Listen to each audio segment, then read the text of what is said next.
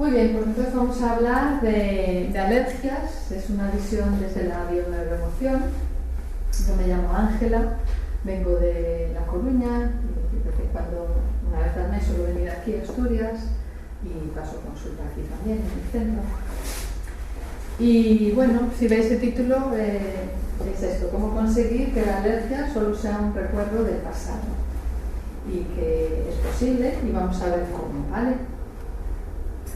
Cuando hablamos de alergia, pues nos referimos a eso, una reacción exagerada a una sustancia que en principio debería ser inocua y no debería provocarnos ningún malestar. Y esa reacción se puede dar porque inhalamos un producto, o porque lo ingerimos, o porque lo tocamos, ¿no?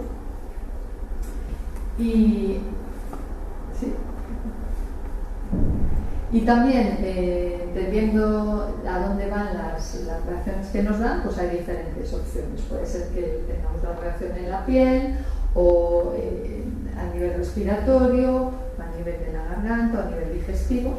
También hay ahí una variedad de opciones. Entonces suelen tener dos fases diferenciadas las alergias, una fase muda y una fase ruidosa. En la muda, digamos que estamos sensibilizados pero todavía no presentamos síntomas, y en la ruidosa sí que ya tenemos algún síntoma. Y la finalidad del cuerpo al darnos esta reacción es la de protegernos ante una amenaza potencial que nos da ese alérgeno. Entonces, claro, la pregunta que se plantea es, ¿sí? ¿La pasamos? Es porque el cuerpo llega a la conclusión de que necesita protegernos ante esa sustancia que para los demás es totalmente inofensiva. Entonces, para entenderlo, vamos a comprender un poco cómo funciona nuestro cerebro. Si veis ahí, pues dibujamos un poquito, o sea, está la foto de las partes en las que se divide el cerebro. Esta sería la situación dentro del cuerpo, y hay como tres zonas distintas. Una que es la más antigua a nivel evolutivo, se llama el cerebro reptiliano o reptílico, está aquí detrás. La siguiente sería el cerebro límbico, está más en el centro, y la última, el neocórtex o la corteza cerebral, que está aquí más en la parte de adelante y es la más reciente evolutivamente. Entonces, cada una de ellas tiene una función diferente. Digamos que la más antigua se ocupa de la supervivencia, es la que se encarga de que estemos haciendo la digestión, o que estemos respirando, o que tengamos un acto reflejo. O sea, nadie tiene que pensar en hacer eso, en parpadear, en hacer las cosas básicas que nos hacen sobrevivir. Simplemente se hacen automáticamente bajo la orden de ese cerebro, ¿no? Y esa parte del cerebro percibe las cosas siempre en presente. No percibe que haya pasado ni futuro. Para esta parte del cerebro siempre es presente, entonces es incapaz de aprender o de anticipar, porque siempre está pensando que es presente. Sustenta una parte de la mente inconsciente, ahí también se sitúa, y se graba en las situaciones que pueden provocar miedos o fobias en esa parte. Y entonces, como resumen, vamos a entender que en esta parte del cerebro están los instintos, por eso decimos el reptílico es el instinto.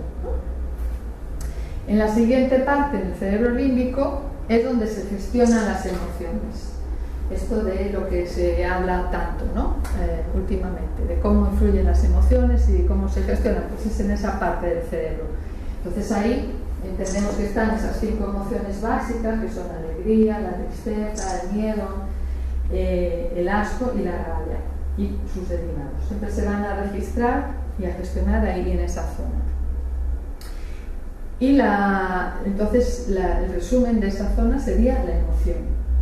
Y la siguiente parte, la última y más reciente, es la corteza cerebral o neocórtex, que es donde está ese aprendizaje, ese razonamiento, ese hacer planes, el analizar, la memoria consciente, todo eso en lo que estamos pensando, digamos, continuamente está ahí.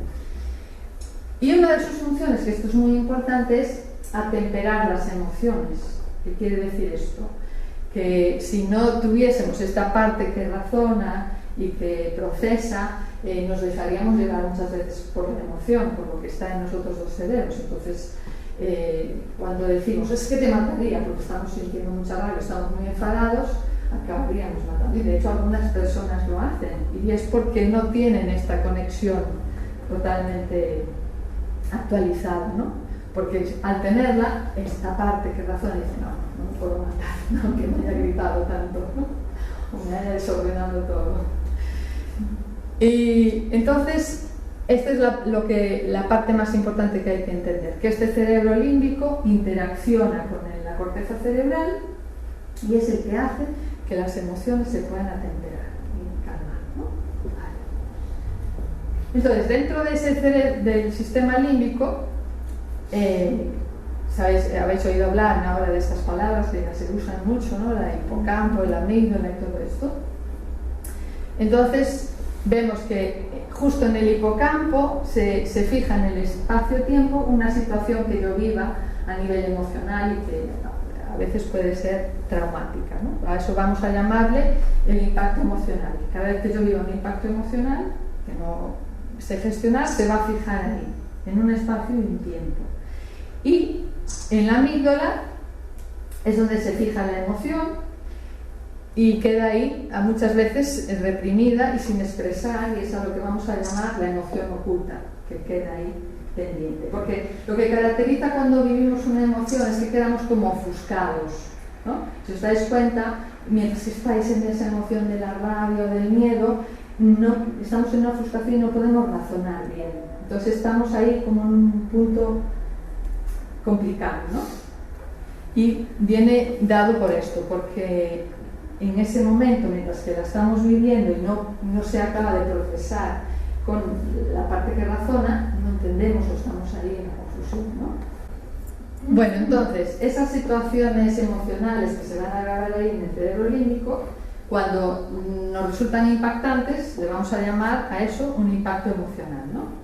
¿Y qué se entiende por impacto emocional? Pues vivir una situación que me pilla de imprevisto, que yo no espero que vaya a suceder, que la vivo en soledad porque aunque esté incluso con rodeada de gente, yo no expreso a esas personas lo que realmente estoy sintiendo, que en ese momento no le encuentro solución y que la vivo dramáticamente, aunque sea un nivel bajo, de 1 a 10, pues algo que tiene un estrés del 1, pues puedo vivirlo dramáticamente, y algo que tiene un estrés del 10, pues son mucho más, ¿no? Entonces, puedo vivir una situación de impacto emocional hasta leer un WhatsApp, como le pasa a esta chica, que nos pasará tantas veces en el día, ¿no? A muchas personas, pues a lo mejor se entera de que su amiga, pues, se ha ennoviado con el chico que le gustaba a ella, pues bueno, tiene un impacto ahí, ¿no? O porque estamos en una comida familiar y hay una gran discusión y a lo mejor esta niña, sobre todo, que tendrá ahí poca capacidad con su cerebro, con su neocórtex de razonar que no va a pasar nada, a lo mejor sí que se asusta y tiene un impacto emocional, ¿no? Entonces, mientras sucede cualquier impacto emocional, nuestro inconsciente graba toda la información que hay ahí a nivel de todos los sentidos, es decir, a nivel de la vista, del oído, del tacto y del gusto, ¿no? Entonces, esa grabación que se hace se convierte en un engrama. Vamos a explicar un poquito qué sería ese engrama. El engrama es como una película de una situación, de un hecho, ¿no? Es como la sucesión de las conexiones neuronales que se quedan guardadas para que yo pueda recordar ese momento asociado además a la emoción que ocurrió en ese momento, ¿no? Y también quedan guardados todos los estímulos corporales que hubo en esa escena, en ese momento. Se aloja ahí en esa mente inconsciente y reactiva, que estamos diciendo, y se estimula de la misma forma que una orden hipnótica. Por eso a veces tenemos comportamientos que no podemos evitar, que nos salen solos, ¿no? A lo mejor tengo un hijo que me dice 20 veces al día no quiero, y eso me enfada. Y se ha grabado un día un engrama de que cuando dice no quiero, pues yo me pongo nerviosa y también le grito, ¿no? Y a lo mejor hoy solo me ha dicho una vez no quiero, pero yo ya salto y disparo y le grito porque se ha disparado automáticamente esa grabación que hay en mí de que me canso de que diga no quiero, ¿no? Por eso dice aquí que a veces eso nos hace actuar como si fuésemos marionetas o que haciendo cosas que no queremos. Y a veces esa grabación puede dar un síntoma físico, como una alergia, como vamos a ir entendiendo. Y funciona, aunque yo me desmaye y me quede inconsciente, esa parte de mi mente va a estar grabando igual todos los estímulos que hay. Bueno, y esto es muy importante también. El engrama puede contener redes neuronales heredadas de nuestros ancestros. Es decir, un ancestro mío pudo haber vivido una situación de impacto emocional, eso se guardó en un engrama, en una red neuronal, y yo puedo estarlo heredando hoy, actualmente. Volveremos a eso más adelante. Entonces, para entender un poco qué ocurre para que se dé una alergia. Hay un día que se produce un impacto emocional. Por ejemplo, esta pareja que está en un campo pasando un día muy estupendo e idílico, a lo mejor acaba el día pues en una discusión o en un disgusto, por lo que sea, porque él se tiene que ir de esa ciudad y ella se lo toma muy mal, o cualquier otra situación que pueda ocurrir. Pero la cuestión es que ahí, en ese escenario donde hay vegetación y hay polen, pues puede haber un impacto emocional. Ese día, esa chica, si se lleva el impacto emocional, no va a desarrollar ninguna alergia. Va a estar con su pequeño disgusto o gran disgusto, pero a nivel físico va a estar bien. A partir de ahí pueden pasar días, meses o años en una fase muda, donde no hay ningún síntoma, pero puede llegar un día en que ella se exponga al mismo tipo de estímulo. Ahí, por ejemplo, sería el polen y toda esa vegetación que hay ahí, y ese nuevo contacto con el alérgeno, es decir, con una situación que estaba presente el día de la grabación, es lo que da esa reacción desmedida de protección. El intento del cerebro en ese caso es intentarnos avisar de que un día que había polen lo pasaste muy mal, viviste una situación estresante, había un peligro. Intenta protegernos, ¿no?, con el síntoma. Y toda esa información, eso, queda guardada y se puede activar automáticamente solo con que se repita algunos de los elementos que estuvieron presentes el primer día de la grabación. Y entonces, como resumen, ¿cuándo desarrollo una alergia o cómo se desarrolla una alergia? Pues cuando vivo un impacto emocional que registra esa parte de mi cerebro límbico, y en esa vivencia está presente un alimento, una sustancia, un animal, un medicamento, lo que sea, que después mi mente va a asociar igual con ese momento de estrés. Entonces la alergia es el aviso del recuerdo desagradable de la primera vez, que mi cerebro límbico todavía, registró como peligroso, y que mi neocórtex todavía no relacionó con ese peligro, no hizo la conexión de la información. Porque si yo hago la conexión de la información con mi parte que razona, con mi neocórtex, es cuando se cura una alergia y yo puedo dejar de tener el síntoma. Como vamos a ver. Entonces, para encontrar el origen de una alergia, pues tenemos que hacer una especie de investigación, como los detectives privados, ¿no? Tenemos que investigar si lo que ocurrió, ese impacto emocional que yo viví, fue en mi vida contemporánea, desde que nací hasta el día de hoy, no pudieron haber pasado esas situaciones, o viví ya una situación así en el vientre de mi madre, en el embarazo de mi madre, porque está estudiado y demostrado que las emociones que vive la mamá mientras está embarazada van a grabarse en el bebé y van a afectarle. O puede ser que esa situación la hayan vivido mis antepasados, y por eso también se usa el árbol genealógico para una consulta de emoción. ¿Ves? Como os decía antes, ese engrama puede contener redes neuronales heredadas de nuestros ancestros, y por eso usamos el árbol para hacer como un mapa y ser más rápidos en ir a la historia familiar, digamos, ¿no? Veis que hay unos símbolos, los círculos son las mujeres, los triángulos son los hombres, y la persona que viene a consultar pues se enmarca en un rectángulo, y todos tenemos 2 padres, todos tenemos 4 abuelos, se conozcan o no, los hemos tenido, incluso aunque seamos in vitro, todavía eso no ha variado.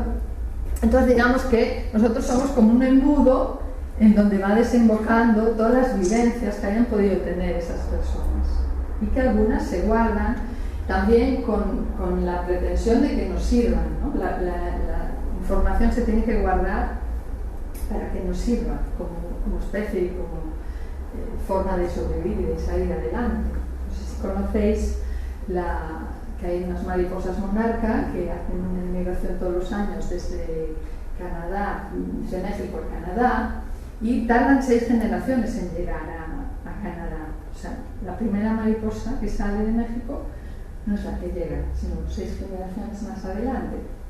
Entonces, ¿cómo puede suceder eso? Porque la información se guarda. Que no sepamos todavía exactamente cómo se guarda, no indica que la evidencia es que se tiene que guardar.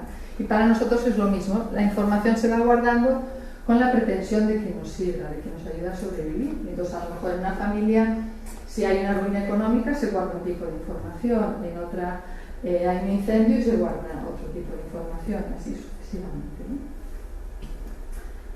Entonces, ¿cómo sabemos también y cómo se transmite la información? Por coincidencias en las fechas, entre las fechas de nacimiento, de muerte y de concepción de mis antepasados conmigo. Si hay coincidencias, nos va a decir que esa persona con la que coincidimos en fechas va a transmitirnos más información a nivel inconsciente que de la que no coincidimos en fechas. Entonces, colocamos los meses así en columnas, como están ahí, y todos sabéis cuando habéis sido vuestra fecha de nacimiento, pero a lo mejor no habéis calculado cuándo fuisteis concebidos. Entonces, si restáis 9 meses, os va a dar que la fecha de concepción, el mes de concepción es el que está debajo siempre. Por ejemplo, ¿qué días nació? El 13 de noviembre. El 13 de noviembre. Entonces tú fuiste concebida, se hace el cálculo en febrero. Siempre es el mes, el que nació en agosto fue concebido en noviembre, el que nació en mayo en agosto, y así sucesivamente, ¿no? Entonces, esas fechas como que se graban, son como símbolos, ¿no? Tanto el nacimiento como la concepción como la muerte. Y se mira no solo el día exacto que se ha nacido, por ejemplo el 13 del 11, no se mira solo el día 13, sino 10 días antes, que es desde el día 3 hasta 10 días después, que es el 23. En ese margen de días, entre el 3 y el 23, tanto de este mes como de estos otros, es donde va a haber las coincidencias y buscar las coincidencias para ver de quién tomas más información. No sé si lo explico. Bien. ¿Por qué se mira ese margen de días? Porque los partos se pueden adelantar y se pueden retrasar. Entonces tú en vez de nacer el 13 podrías haber nacido el 8 o el 20, ¿no? Hay ese margen por los partos. Vale, entonces vamos a ver un ejemplo de alergia al gluten o de intolerancia al gluten. Es, por ejemplo, este hombre, Miguel, es el que tiene alergia al gluten y su síntoma es una dermatitis, es en la piel. No siempre las intolerancias al gluten dan con este síntoma. El que dé este síntoma nos indica que se ha vivido un conflicto de separación o de contacto impuesto, porque, como veréis más adelante, y como explica el doctor Hammer, que es una de las cosas en las que se basa la bioneuroemoción, los conflictos que se reflejan en la piel tienen que ver con eso. Porque mi cuerpo, ¿cómo sabe que yo ya no estoy contigo, que yo no te estoy tocando? Porque no lo siento en mi piel ese contacto. ¿Vale?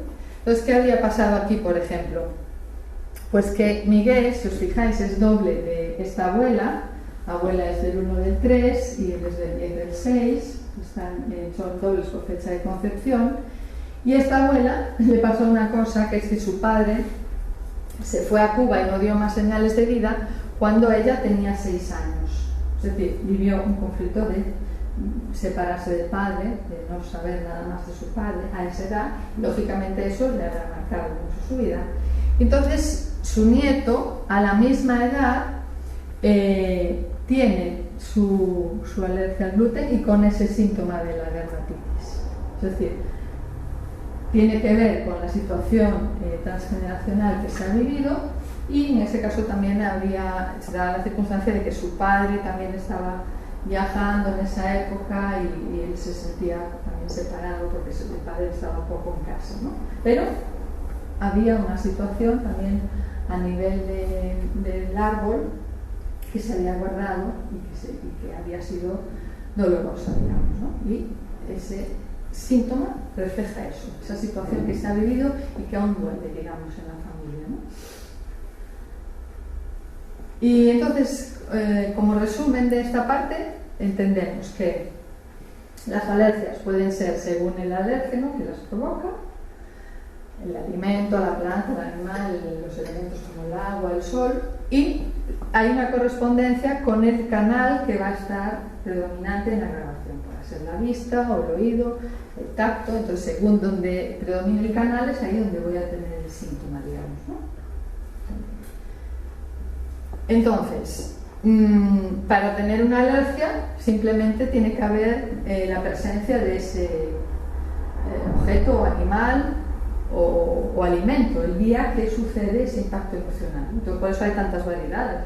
Puede ser cualquier alimento, puede ser cualquier bebida, puede ser un látex que lo tengo puesto y ese día me está pasando algo que me afecta mucho, un tinte, una situación con un animal, ¿no? Por eso hay variedad de cosas. Y por eso, a lo mejor yo no he tenido nunca alergia y la desarrollo pues a los 20, a los 30, a los 40, porque a lo mejor la situación pasó ahí un tiempo antes de esa época y antes de eso no había sucedido ningún impacto emocional y yo no tenía la alergia. Luego también hay unas alergias que pueden tener que ver con el marco de vida. Quiere decir que, por ejemplo, si yo vivo en un marco de vida con un clima determinado, una situación social o familiar determinada, y lo cambio muy bruscamente y lo vivo como un gran impacto, pues eso puede hacer que tenga una alergia que tenga que ver con eso, con esa pérdida del marco de vida que yo experimenté.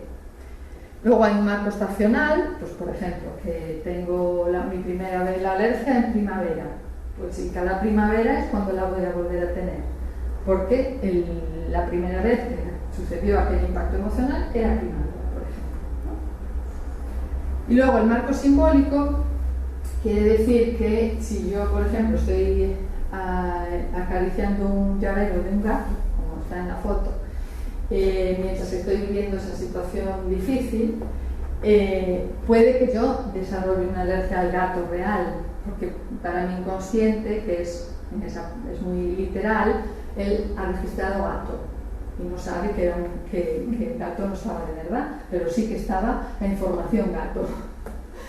Entonces puede darse una alergia porque yo estoy tocando un llavero o llevo un delantal de flores o estoy viendo un cuadro de un gato. Bueno, la correspondencia de alergias y síntomas, de lo que decía antes, nos basamos en los conocimientos del Dr. Hammer y la nueva medicina, que hay aquí un poquito de resumen, pero que bueno, podéis buscar mucha información sobre esto en internet. Entonces, en la piel, como decía antes, los conflictos de separación o de contacto impuesto, entonces ahí tenemos las urticarias, eczemas, picores y demás. En los ojos, situaciones de estar viendo algo, de vivir un choque visual y perderlo de vista. Entonces, pues el lagrimeo, la conjuntivitis, los picores y la inflamación. En la laringe, situaciones de miedo, de susto grande, que pueden terminar, por ejemplo, con asma. En los bronquios, situaciones de peleas, de amenazas, de vivir ambiente hostil, un aire que me resulta hostil y que estoy viviendo, o antepasados que mueren asfixiados, por ejemplo, el asma bronquial. En la nariz, pues algo que me huele mal, que lo veo como un peligro, algo que lo veo como sucio, pues puedo tener rinitis o sinusitis. Y en el sistema digestivo, las situaciones que yo no puedo digerir, casi siempre simbólicas y que tienen que ver con la familia, ¿no? Pues ahí tendríamos las gastritis, los vómitos o el dolor.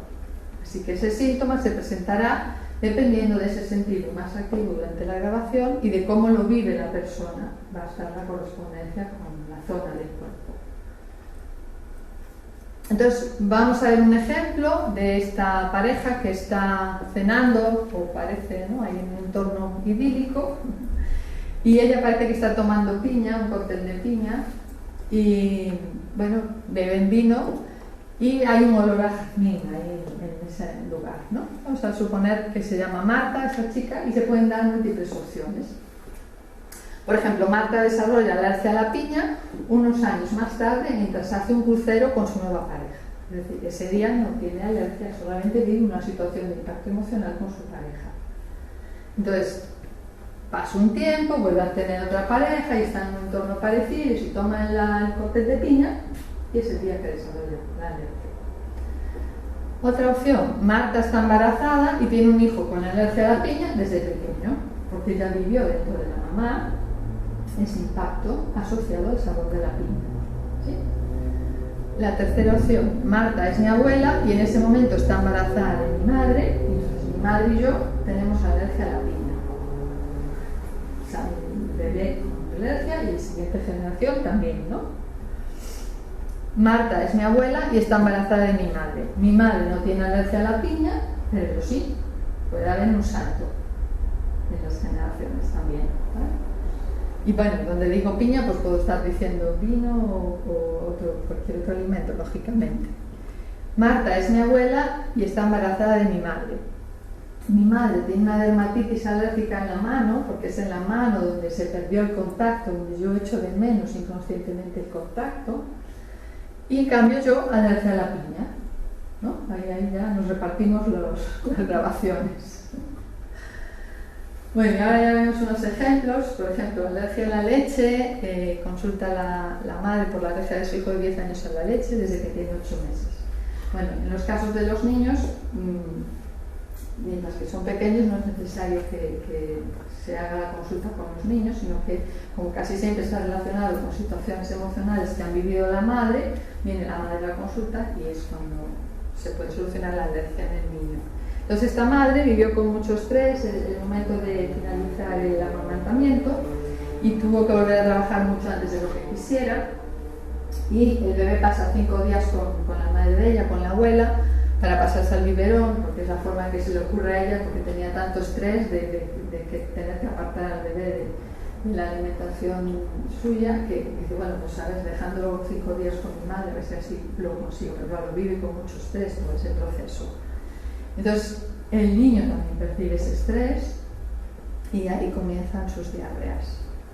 Pero bueno, nada, simplemente después que la madre gestiona eso y sale de esa situación que tiene en su recuerdo y se lo cuenta al hijo, el hijo ya él mismo pide tomar el yogur y la leche y lo toma y no pasa nada. Este es un ejemplo de alergia al pelos de gato de un chico que cuando tenía 6 años, bueno, los síntomas eran en los ojos y el taponamiento de nariz. Y ahí cuando era pequeño presencia el atropello de su gato delante de su casa, y además de cómo su abuelo lo tira al contenedor a un vivo mientras va saltando de dolor, y a él le impacta muchísimo la visión. Y además su dolor era eso, que poder enterrar al gato por lo menos, pero el que vaya el gato al contenedor mientras que se está revolviendo impacta mucho. Y en otro momento un gato suyo coge al hámster y se lo come, y él siente gran impotencia por no poder salvar al gato, ¿no? Entonces, bueno, en la consulta, pues él, al recordar esa escena, le ayuda a que la imagine de otra manera. Entonces va imaginando que lo que querría hacer es poder enterrar al gato y no tirarlo al contenedor, y cómo toda la familia puede enterrar al gato en el jardín, o imaginar cómo la madre le puede ayudar a que ese hámster, el gato no se coma el hámster porque ha dejado las cosas cerradas y bien puestas. Bueno, y al imaginar que eso podía ser de otra manera y entrar en otra emoción, ya se queda en paz con esa escena, ya la puede tener en su recuerdo de otra forma y puede ya estar en contacto con gatos sin tener alergia. Y aquí tenemos alergia al polen, que es un chico que